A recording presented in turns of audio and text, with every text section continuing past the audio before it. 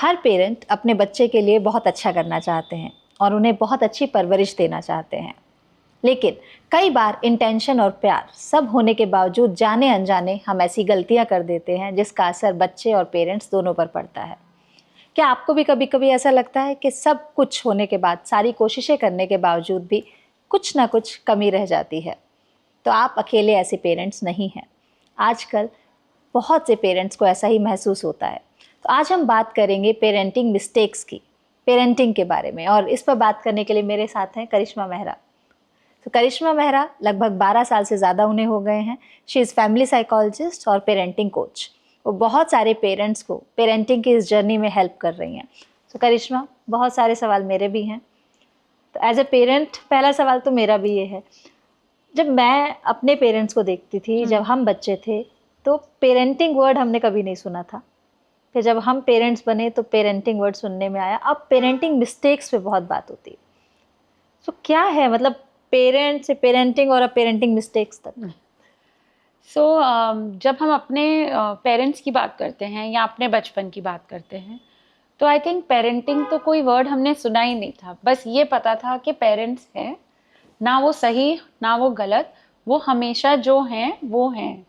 जब हम पेरेंटिंग की बात करने लगे, जब हम अपनी एज और अपने बच्चों के टाइम पे पेरेंटिंग की बात करते हैं, परवरिश की बात करते हैं, परवरिश इसलिए ज़्यादा मायने रख रही है क्योंकि बहुत बारी अब हम देखते हैं वैल्यू सिस्टम्स चेंज हो रही हैं, फैमिलीज़ के बेस चेंज हो रहे हैं।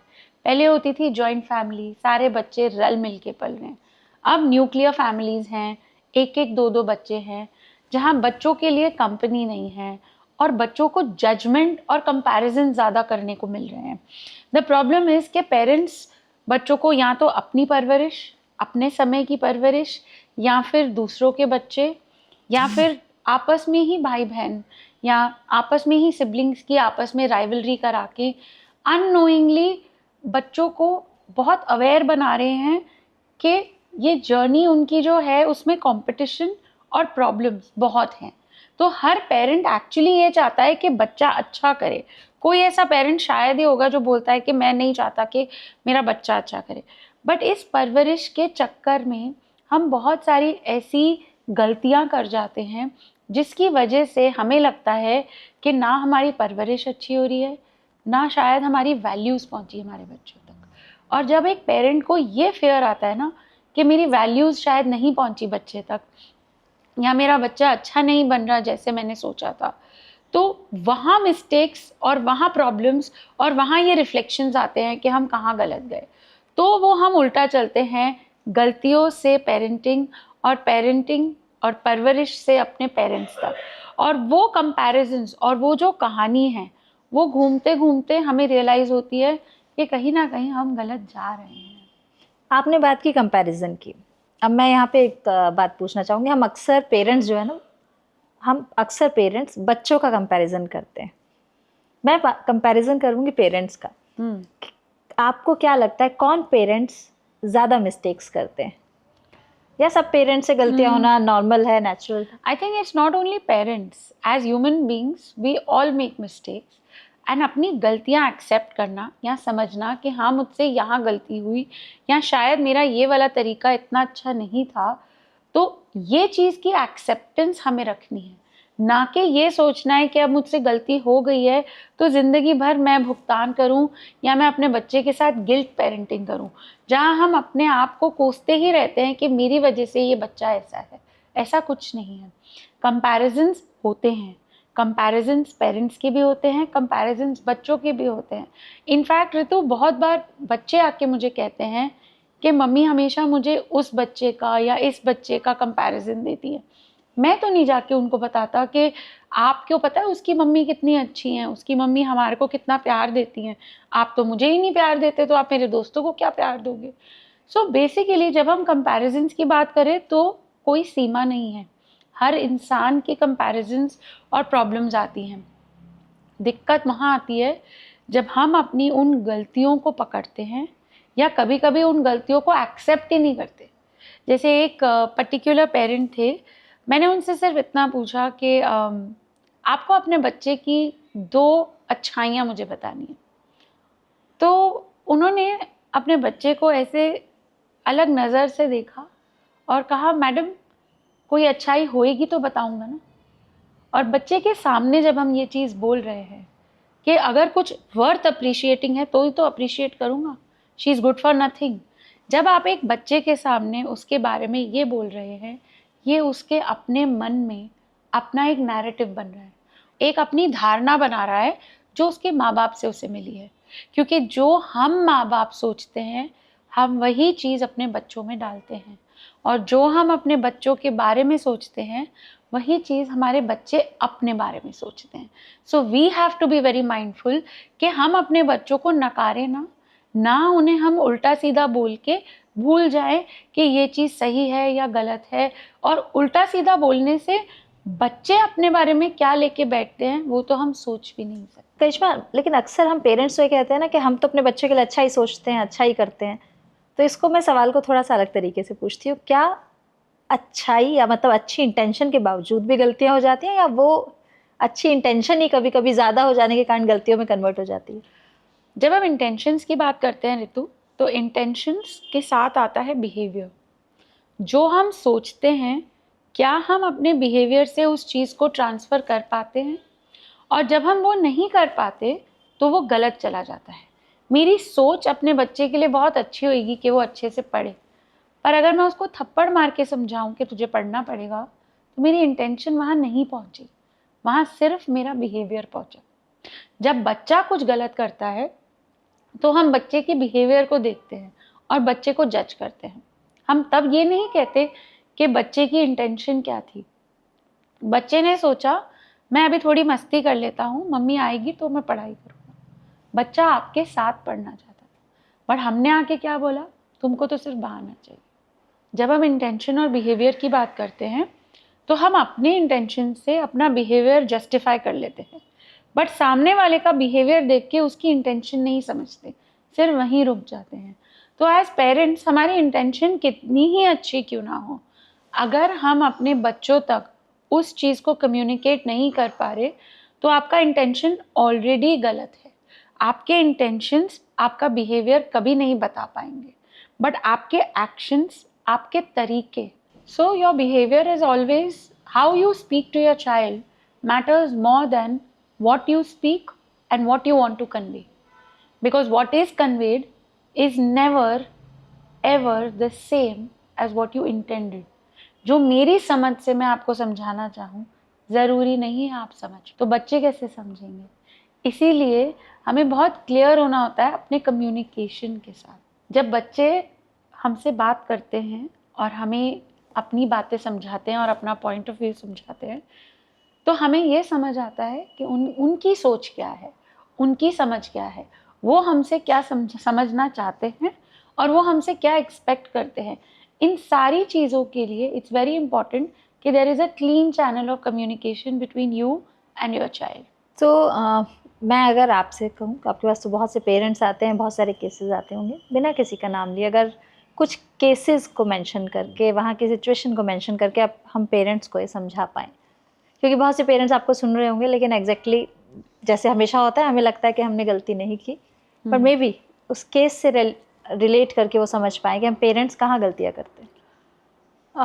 I think one of the biggest mistakes is जब हम अपने बच्चों को समझाना कुछ चाहते हैं और हमारे एक्शंस उन्हें दिखते कुछ और है।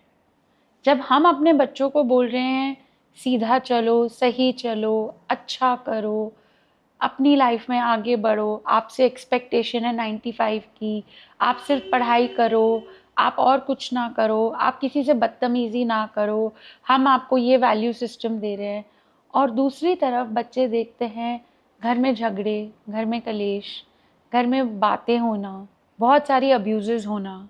बच्चे हमें रोज़ ऑब्ज़र्व कर रहे हैं। जब बच्चे आपको ऑब्ज़र्व कर रहे हैं तो बच्चे ये नहीं देख रहे कि आपने क्या वैल्यू सिखाई थी, बच्चे ये देख रहे हैं आपने कौन सी वैल्यू यूज़ करी, आपने कैसे बात करी स्टाफ से, आपने कैसे बात करी अपने पार्टनर से, आप कैसे डील कर रहे हो बड़े बुजुर्गों से, आप कैसे डील कर रहे हो अपने से छोटों से। जब बच्चे आपको देख रहे हैं तो बच्चे वो समझ रहे हैं जो आप और मैं एक दूसरे को समझ सकते हैं, लेकिन बच्चों के सामने हम कहते हैं आपको ये सिखाया गया है। आई एम सॉरी, बच्चे वो बिल्कुल नहीं सीखेंगे जो उन्हें सिखाया गया है। बच्चे वो सीखते हैं जो वो देखते हैं। And that is why it's very important that we are very mindful कि हमारे बच्चे क्या देख रहे हैं। For example, I had this case where the girl was in US and पढ़ने गई थी और उसने अपनी मदर को कहा कि मुझे काउंसलिंग करानी है, मुझे थेरेपी की ज़रूरत है। तो मदर ने मुझे बोला कि आप प्लीज़ बात करो, क्योंकि बच्चा बड़ा था। So I was independently dealing with the child.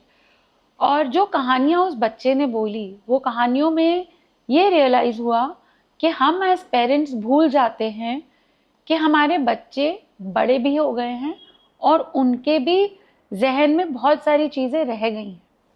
तो वो बच्चे ने मुझे एक चीज़ बोली कि आंटी, पुरानी बातें जो मैंने अपने मम्मी पापा की सुनी है, जो झगड़े मैंने उनके देखे हैं, जो बहुत सारी चीज़ें याद रह गई मुझे, वो मेरे जहन से उतर नहीं रही और मेरा मन बहुत घबराता है, मेरा किसी से बात करने का मन नहीं करता। वो बच्चा जब US गई तो she was not able to adjust to the college life, but वो अपने घर आने के सोच से इतना डरती थी कि वो एक्चुअली अपने आप को वहाँ अडेप्ट कर गई कि मुझे घर नहीं आना, मैं वहीं रह के अपने आप को एडजस्ट कर लूँगी। ऑब्वियसली जब आप कहीं पे एडजस्ट कर रहे हो और अडेप्ट कर रहे हो तो बहुत सारे कॉम्प्रोमाइज़ेस हैं और उन कॉम्प्रोमाइज़ेस, उन गैप्स में आपकी प्रॉब्लम्स बाहर आएंगी। और उसकी सबसे बड़ी प्रॉब्लम ये थी कि वो अपने आप को ब्लेम करती थी और गिल्टी फील करती थी कि मेरे माँ बाप मेरी वजह से झगड़ते थे और मेरी वजह से उनके झगड़े इतने ज़्यादा हुए और मैं कुछ नहीं कर पाई। So our children a lot of times take the guilt and shame of our failed relationships, which is not the case. हर एक इंसान का रिलेशनशिप दूसरे इंसान के साथ इंडिपेंडेंट होता है, बट हमारे बच्चों को लगता है अगर हमारे मम्मी पापा झगड़ रहे हैं तो वो शायद हमारी गलती है और हम किसी को बता नहीं सकते, हम इसके बारे में बात नहीं कर सकते क्योंकि दुनिया नहीं समझेगी।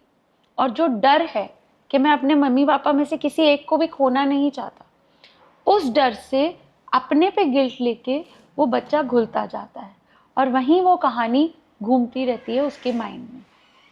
तो क्या हम पेरेंट्स जो हैं बच्चों को सुनने की जगह उनको समझाने में ज़्यादा लगे रहते हैं? इस पे आप थोड़ा सा कहना चाहेंगे? हम अपने बच्चों की बात, I think a lot of us have forgotten to listen to our children. हम सुनते हैं सिर्फ उनको जवाब देने के लिए, उनको आगे हाँ या ना बताने के लिए। Do this, don't do this, should do this, shouldn't do this, must do this, mustn't do this. हम वहीं रुक जाते हैं। हमें ये नहीं पता करना उनका दिन कैसा था, हमें ये नहीं पता करना कि उनके मन में क्या चल रहा है। हम बहुत बार ये भी भूल जाते हैं कि उनसे पूछें क्या उनकी तबीयत ठीक है, आर दे फीलिंग ओके, उनका स्कूल में दिन कैसा था। आज की डेट में जो बच्चे स्कूल जा रहे हैं वो किसी जंग के मैदान में ही जा रहे हैं। It's not less than a war field, but the problem is क्योंकि वहाँ कॉम्पिटिशन इतना है, क्योंकि वहाँ प्रॉब्लम्स इतनी हैं। जब आपका बच्चा सुबह जाता है आप उसे प्यार से भेजते हो, पर जब वो वापस आता है क्या उससे उतनी बात की जाती है? क्योंकि बच्चों के साथ बात करने का मतलब ये नहीं है उन्हें ज्ञान देना। बच्चों के साथ बात करने का मतलब है कुछ अपनी सुनाओ, कुछ उनकी सुनो, कुछ अपनी समझो, कुछ उनकी समझाओ, बट उनको मौका दो अपने आप को भी हमारे लेवल तक लाने का। हमारी प्रॉब्लम ये है, हम अपने बच्चों को हमेशा अपने से नीचे समझते हैं। तो हमें लगता है बात करने का मतलब है मुझे ज्ञान देना। अगर बच्चा अपनी प्रॉब्लम भी बता रहा है हमें, पहले आपको ये समझना है बच्चा आपसे प्रॉब्लम शेयर कर रहा है या बच्चा आपसे सल्यूशन मांग रहा है। बट हम इतने चौधरी बनते हैं कि हम पहले ही बच्चे को सल्यूशन देने लगते हैं, आप ये कर लो, अच्छा मैं ये कर लेती हूँ आपके लिए। हम हर जगह बच्चे के आगे आके उसके लिए प्रोटेक्टिव होते हैं, बट हम बच्चे को बड़े तो होने ही नहीं दे रहे। जब हम अपने बच्चों की बात सुनते हैं, सबसे पहले understand, is the child sharing with you because they want to share और they want a solution? Is the child asking for help? हमने अपने बच्चों को आज तक मदद मांगना तक नहीं सिखाया। हम सब अपने बच्चों को बोलते हैं बी काइंड, सबकी मदद करो, बट क्या हम अपने बच्चों को ये बोलते हैं कि बेटा अगर आपकी तबीयत ठीक ना हो या आपको कुछ अच्छा ना लगे तो ऐसे मदद मांगना है, कॉल फॉर हेल्प? किससे बात करें, किससे ना करें, क्योंकि हम अपने बच्चों को ये तो सिखाते ही नहीं है ना कि तुम्हें ज़रूरत पड़ेगी मदद मांगने की। हम अपने बच्चों को बोलते हैं you are strong, you are powerful, you are good enough, but हम अपने बच्चों को ये नहीं बता पाते कि बेटा अगर नहीं ठीक लगे तो मदद मांग लो, एक आवाज़ दो, चाहे अपने दोस्तों को दो, माँ बाप को दो, टीचर्स को दो, काउंसलर्स को दो, फ्रेंड्स को दे दो, बट किसी को बुलाओ और बोलो कि मैं ठीक नहीं हूँ and I need help. I think this is one of the biggest need of the hour for the mental health of not only children but सबको I think ज़रूरत the है. whole society to be able to learn to ask for help. सो हम बात कर रहे थे parenting mistakes की. आप कोई और ऐसी मिस्टेक्स, और मिस्टेक्स नहीं कहूँगी, चलिए क्या करना चाहिए पेरेंट्स को, शायद वो सुन के उन्हें लगे अच्छा हम नहीं कर रहे मतलब हम गलती कर रहे हैं. आई थिंक जब हम पेरेंटिंग की बात करते हैं तो सबसे पहले जैसे हमने बात करी कम्युनिकेशन होनी चाहिए, लिसनिंग होनी चाहिए, बट मुझे लगता है सबसे इम्पॉर्टेंट जो हम चीज़ मिस कर जाते हैं वो है रिस्पेक्ट. हम अपने बच्चों का आदर नहीं करते, हम हमेशा उन्हें अपने से वन लेस समझते हैं कि मेरा बच्चा मेरी बात तो सुनेगा. हम उसमें पावर डायनामिक्स में आ जाते हैं. तो वो जो रिस्पेक्ट है, वो जो एक रिस्पेक्ट एक बच्चे को चाहिए, how do you earn respect? Only by giving. But we as parents don't want to give respect. We only want to take respect. We want to earn it from them by saying तुम्हारे father हमें, तुम्हारी mother हमें, तुम्हें हमें respect करना है.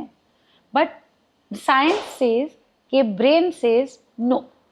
जब आप किसी को फोर्स करोगे you should do this, you must tell this, you must respect me, the brain rejects it. Even the child rejects. So the child has to first be given his due respect for him or her to give you full respect. अगर हम चाहते हैं हमारे बच्चे हमारी बात सुने तो पहले हमें अपने बच्चों को रिस्पेक्ट देनी है. हमें उनका पूरा आदर करना सीखना चाहिए कि बच्चे भी एक एंटिटी हैं अपने आप में, सिर्फ मेरी जायदाद नहीं है कि मैंने बोल दिया तो उनको वो करना ही पड़ेगा. End of course one is respect. The second thing that I think is giving them time. हम बहुत बार उम्मीद करते हैं, हम आजकल इतने बिजी हैं अपने कामों में, सबके पास उतना ही समय है लाइफ में कि जितने में वो अपने बच्चे का होमवर्क करा सके, खाना दे सकें, सुला सकें, अपना एंजॉय कर सके थोड़ा बहुत और काम कर सके. सबके लाइफ और हिस्ट्री सबकी फुल है. प्रॉब्लम वहाँ आती है जब हम अपने बच्चों को बिल्कुल समय नहीं देते. If I am not able to be there for my child, जब उसकी छोटी ज़रूरतें हैं, तो जब उसकी बड़ी ज़रूरतें होंगी तब मैं वहाँ कैसे पहुँचूँगी, तब वो मुझे क्यों बुलाएगा. एक रिसेंट एक केस था, बच्चे ने कुछ गलती करी तो बच्चे को रात को 1 बजे थोड़ी दिक्कत आई अपने फ्रेंड्स के साथ. एंड उसने अपनी समझ बूझ से जो उसको सही लगा उसने वो कर दिया, जो भी गलत ही था. तो जब अगले दिन ये बात खुली और माँ बाप को पता चला कि कुछ ऐसा हुआ है, तो obviously they were feeling bad, the child was feeling bad, but he was very scared कि मैंने ऐसा कुछ गलत किया है. तो जब मैंने उस बच्चे से पूछा अपने पेरेंट्स के सामने, बेटा जब कुछ गलत हुआ तो कोई सोच आई कि मम्मी या पापा को फ़ोन करूं, चाहे रात के 1 बजे हो या 2 बजे हो, अगर मैं उनको फ़ोन करूँगा तो वो तो मेरी मदद करेंगे. उस बच्चे ने साफ मना किया. उसने कहा इनको फ़ोन करता तो इन्होंने तो मुझे मार देना था रात को. When the child said this, both the parents started crying because they didn't like it. But the reality is that when children are in need of help or they are in a problem, they will only reach out for the kinder parent. When they are not okay, they want somebody to be kind, compassionate and empathetic to them. ज्ञान देने वाले, boss बन के ownership जताने वाले parents किसी को नहीं चाहिए. आप और मैं भी तो वहीं जाएंगे ना जहाँ हमें प्यार मिलेगा, तो फिर बच्चे क्यों अलग हैं. सो बच्चों को भी सबसे ज़्यादा प्यार ही चाहिए, आपका समय चाहिए. जब आप उनको एडिक्वेट समय दोगे तो वो अपनी प्रॉब्लम्स आपको बताएंगे और आपके साथ डिस्कस करेंगे. जब आप समय नहीं दोगे, आप सिर्फ बोलोगे जब प्रॉब्लम होगी मेरे पास आ जाना, बच्चा भी बोलता है मुझे नहीं आना. अक्सर जब बच्चे कोई गलती करते हैं तो हम पेरेंट्स को जो पहली चीज़ समझ में आती है कि क्या एक्शन लें, हम या तो उन्हें पनिश करते हैं या डिसिप्लिन करते हैं, हम उनके साथ स्ट्रिक्ट हो जाते हैं. इस पर आपको क्या कहना है, सही अप्रोच है या गलत? क्योंकि ज़्यादातर पेरेंट्स यही कर रहे हैं। बच्चों के साथ एज पेरेंट्स आई थिंक, मैं पहले भी बहुत बार बता चुकी हूँ, 2 तरीके और 2 ट्रैक्स होते हैं। एक आपका डिसिप्लिन ट्रैक है और एक आपका प्यार का ट्रैक है। जब आपका प्यार का ट्रैक सही चल रहा है, आप बच्चे को प्यार देते हो, अपनापन देते हो, कनेक्शन देते हो, बहुत सारी समझ बूझ और बहुत सारा अनकंडीशनल लव देते हो। जब आप डिसिप्लिन ट्रैक देते हो, डिसिप्लिन ट्रैक में आप टाइम देते हो, आप उसके साथ वर्क करते हो, उसको एक टाइम टेबल, एक शेड्यूल, एक एक्सपेक्टेशन दायरे में डालते हो, बाउंड्रीज उसको समझाते हो। क्योंकि शायद हमारे बच्चों को बाउंड्रीज सिखाने के लिए हमें खुद उनके साथ वो बाउंड्रीज एक्सपीरियंस करनी है।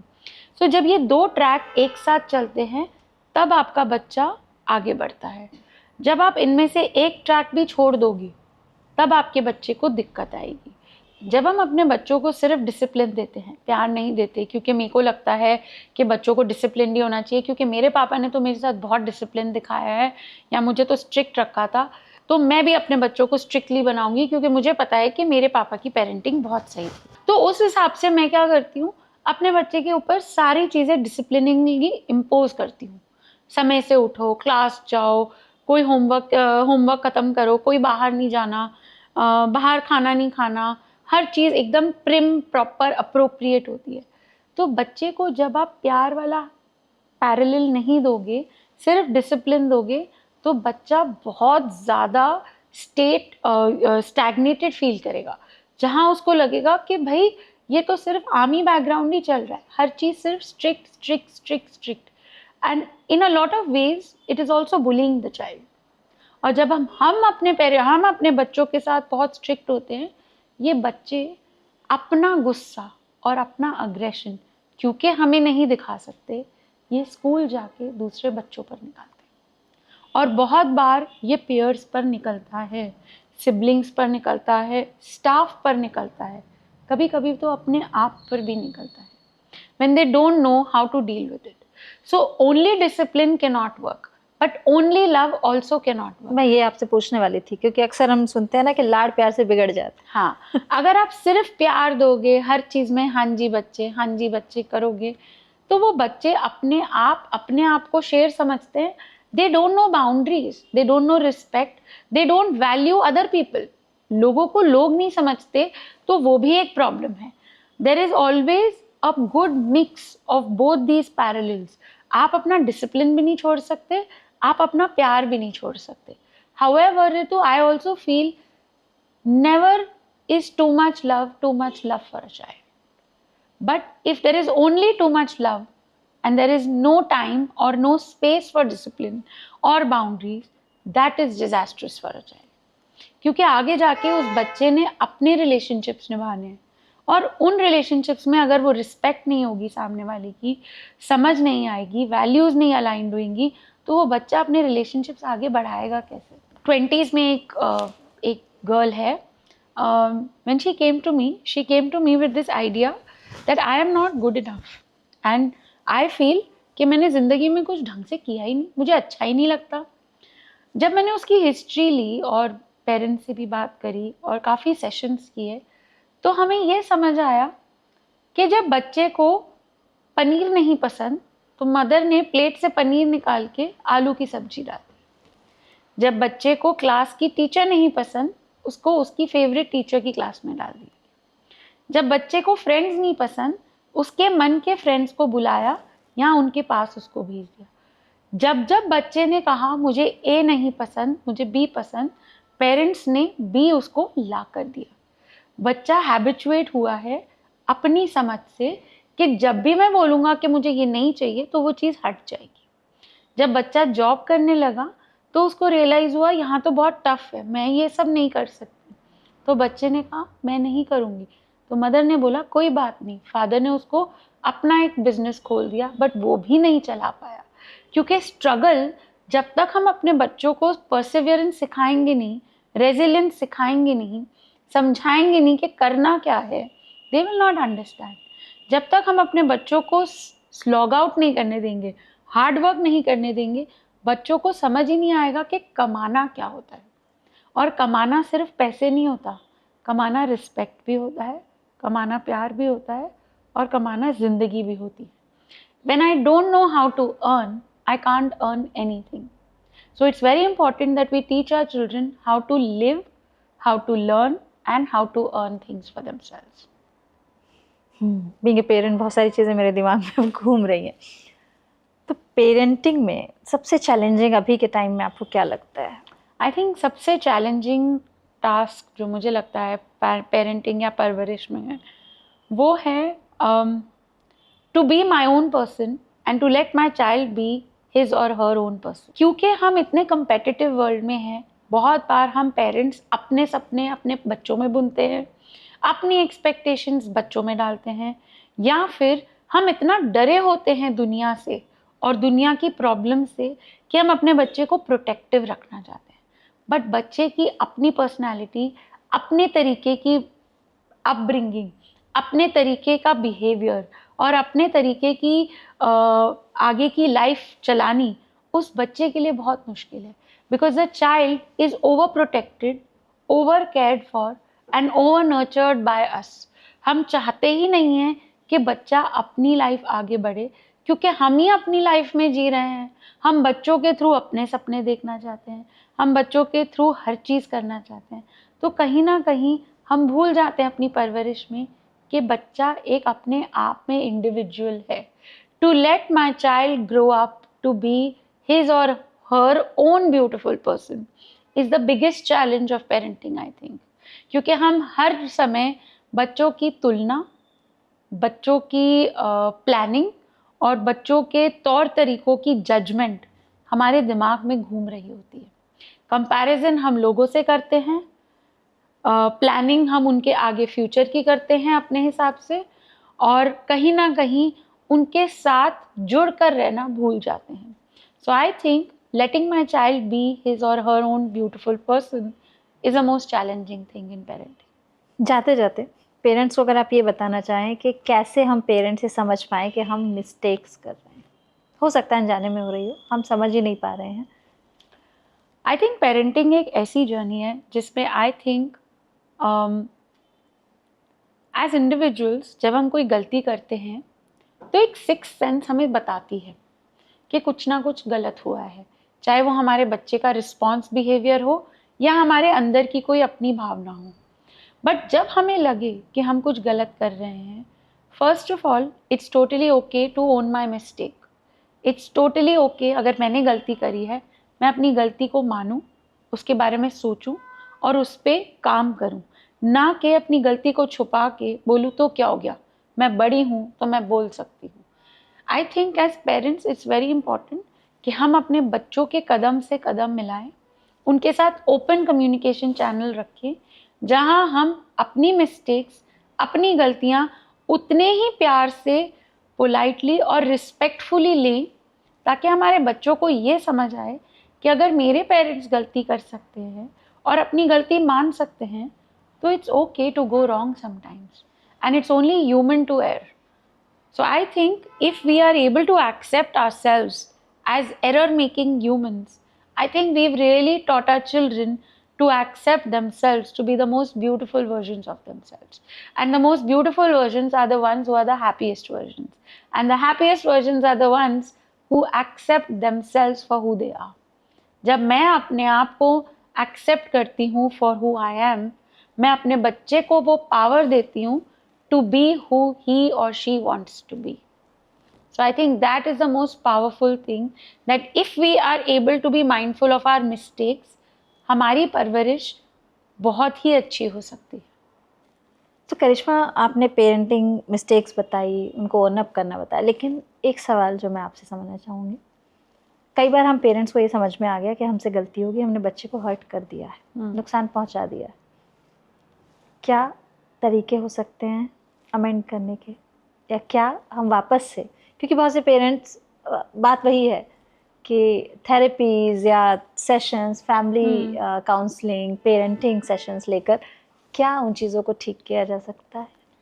आई थिंक अगर हम गलतियां करते हैं, जो कि हम करते हैं, हम अगर अपनी जर्नी में अपनी उन गलतियों को माने, एक्सेप्ट करें और अपने बच्चों के साथ फिर से जुड़ना चाहे, तो कहीं ना कहीं एज पेरेंट्स मुझे लगता है I want to remind each parent कि एक रामबाण हमें मिला हुआ है पेरेंटिंग में। जिस दिन मैं शुरू करना चाहूँ अपनी पेरेंटिंग फ्रॉम रिफ्रेश, उस दिन से मैं उसको रीसेट कर सकती हूँ, no matter the age, no matter the type. Because at the end of the day हर बच्चा सिर्फ आप अपने पेरेंट से जुड़ना चाहता है, वो अपने पेरेंट के साथ वो कनेक्शन चाहता है जो उसे शुरू से चाहिए, और उसके लिए वो हमारी सारी गलतियों को भुलाने में तैयार होता है। बट हम as parents, I think there are 3 A's I'd precisely say. One is to acknowledge कि हाँ मुझसे गलती हुई. Second is to accept कि हाँ मैंने गलती करी और अब मैं उसको ठीक करना चाहूँगी. And third is to be aware कि मेरे बच्चे को पता है कि मैंने गलती करी है. वो आपका कॉन्फिडेंस है. अगर आज मुझे पता है कि मेरे बच्चों को पता है कि मुझसे गलतियाँ हुई हैं, वो मेरा कॉन्फिडेंस है कि मेरे बच्चे फिर भी मेरे साथ हैं.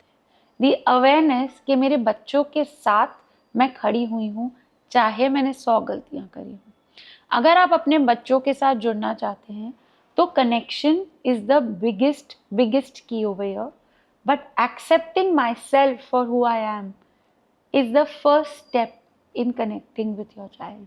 अगर मैं अपने साथ जुड़ी हुई हूँ, मैं अपने आप में ऑर्गेनिक और क्लियर हूँ और अपने दिमाग से बहुत ही ऑनेस्ट हूँ कि मैं ऐसे चल रही हूँ और मुझसे ये गलती भी हो जाती है, when I am honest and clear in my intention, I think मेरा बच्चा मुझसे जुड़ेगा. क्योंकि eight the end of the day बच्चे माँ बाप से ही होते हैं.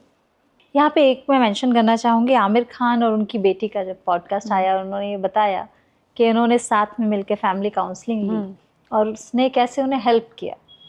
मैं भी चाहूँगी कि आप लोगों को एटलीस्ट आज फैमिली काउंसलिंग के बेनिफिट्स या उसकी नीड बता पाएँ कि बहुत से पेरेंट्स और बहुत सी फैमिलीज़ को ज़रूरत है. I think family counselling is a very powerful वे जो हम अपने बच्चों के साथ जुड़ सकते हैं. क्योंकि बहुत बार अपने कामों में हम इतने बिज़ी होते हैं और अपनी दिक्कतों में इतने बिज़ी होते हैं कि हमें मौके नहीं मिलते अपने फैमिली के साथ बैठकर बात कर वो 2 पल बिताने के. और जब वो 2 पल बिताने की बात आती है तो हमें यही नहीं पता कि बात क्या करनी है. फैमिली काउंसलिंग में बहुत बार जब फैमिलीज़ आती हैं और बातचीत होती है, कोई आप बाहर की बात नहीं करोगे, आप कोई ऐसी बात नहीं कर रहे हो जो आपको मुझे नहीं पता है. बट जब एक काउंसलिंग सेशन होता है एज अ फैमिली, जो ओपननेस के साथ हम एक दूसरे से खुलकर बात कर सकते हैं without judgement. The biggest fear एक फैमिली में जो है वो है to be judged, to be compared और to be taken at whatever I have said कि मेरी बात पकड़ी जाएगी. बट जब हम एक काउंसलिंग सेशन में बैठे हैं और जब हम ओपनली बात कर रहे हैं विथ नो जजमेंट, तो हम सब अपने खुले सोच विचार एक दूसरे के आगे रख सकते हैं. और इससे होता क्या है, फैमिलीज आपस में जुड़ती हैं. कभी कभी हमें कॉन्सेप्ट्स इंडिविजुअली समझ नहीं आते, बट जैसे हम सेशंस में बैठे होते हैं तो बातें समझ आने लगती है कि ठीक है, और फिर हम एक दूसरे से जुड़ जाते हैं क्योंकि हमें ये समझ आती है कि सामने वाले की क्या सोच है और हमारी क्या सोच है.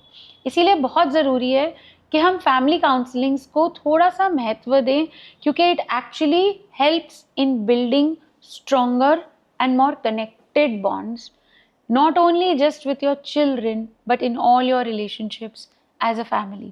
Because I think एक फैमिली एक इंसान की नीड होती है सोसाइटी में, और हम सब उसी फैमिली पॉइंट से निकले हैं जहाँ हमें पता है हम जो हैं अपनी फैमिलीज़ की वजह से हैं. So I think family counselling और family therapy is very powerful for a lot of अस, जहाँ हमें लगता है कि कम्युनिकेशन ईजीली हो नहीं रहा, या फिर हमें लगता है कि हमें और बेटर करना है. ज़रूरी नहीं है फैमिली काउंसलिंग ऋतु सिर्फ तब करें जब आपको लग रहा है कि आपकी फैमिली में प्रॉब्लम्स हैं. आई थिंक फैमिली काउंसलिंग तब भी हो सकती है अगर आपको लगता है कि you want to improve your relationship with your child or your child wants to improve it with you. I have a family that's coming to me and they started with getting counseling done for their child because he was in grade 12.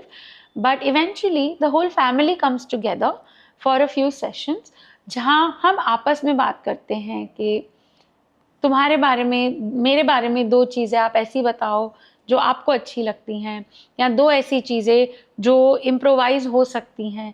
जब हम एक दूसरे के विचार ऐसे openly सुनते हैं तो हमारी फैमिलीज़, हमारी बॉडीज़, हमारे माइंड में शिफ्ट आता है, और वही शिफ्ट से we become a very strongly bonded family, and I think that is how you take relationships forward. तो जैसा करिश्मा ने बताया, फैमिली सेशंस बहुत हेल्पफुल होते हैं अपने बॉन्ड को बेटर करने के लिए। सो आप करिश्मा के साथ पेरेंटिंग सेशन या फैमिली सेशंस बुक कर सकते हैं कनेक्टेड माइंड्स वेलनेस की वेबसाइट और ऐप के थ्रू।